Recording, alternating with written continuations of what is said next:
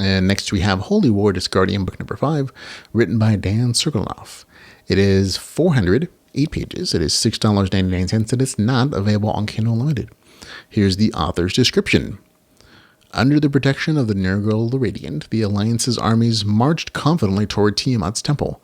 Scyth's old tricks are no longer working. The Legate of the Destroying Plague and his friends have a difficult choice to make.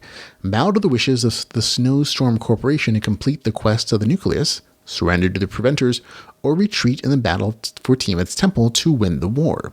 One thing is sure, they're going to need allies, and sometimes old enemies can make the best friends. There you go. I actually was surprised by one of the story turns that this takes in particular. I actually thought this was going to continue the big player versus player, guild versus good stuff that was kind of left off in the last book in the series.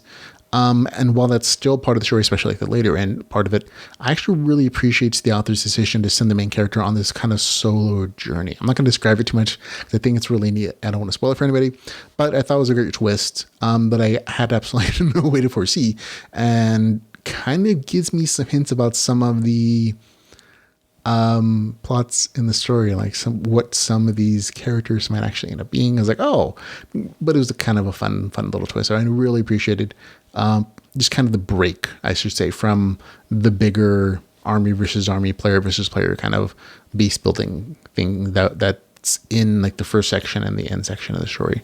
There were also a few real life scenes that I really enjoyed.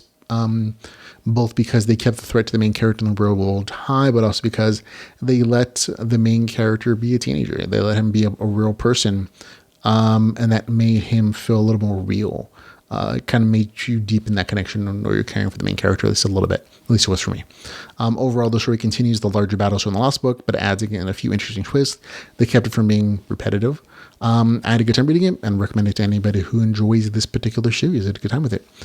Gets a score of 7.7 out of 10. That's Holy War Disgardium, book number 5, with a score of 7.7 out of 10.